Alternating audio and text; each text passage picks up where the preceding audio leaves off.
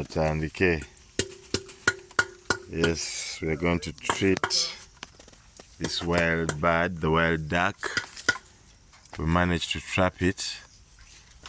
Yes, and it's got some wounds. We sprayed it earlier on the feet.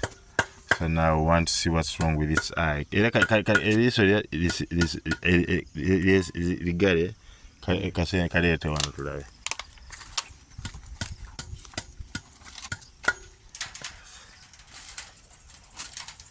that's the most part one.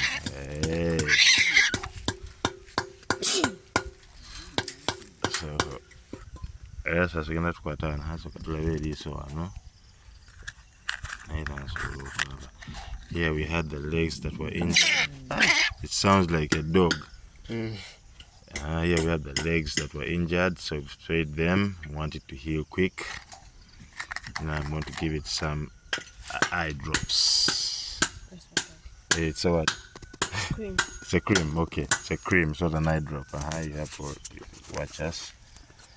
And then add the light.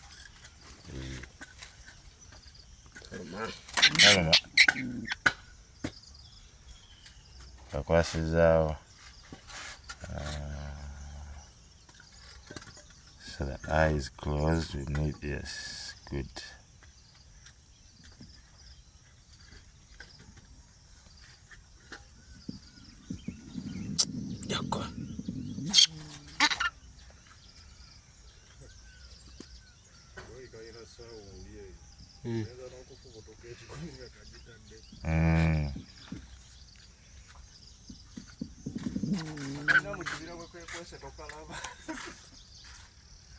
Ngomanye ekisolo kize kukutwalako.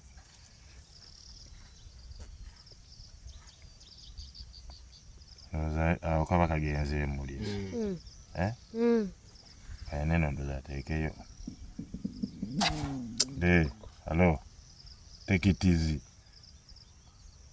Take it easy. Awo nawo abafunye kati. Okalaba kazizaako ogundi yokumazi.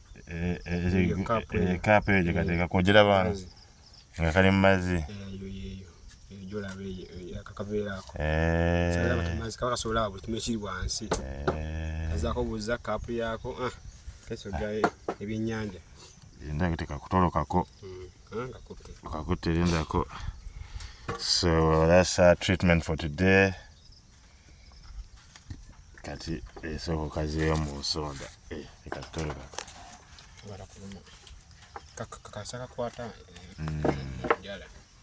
That's our wild duck. I think it's a cormorant. I'm not sure. You tell us. Kano kazairi mu nsonda. No, yes, get done with our treatment. She will be fine. Yes, beautiful bird, yes.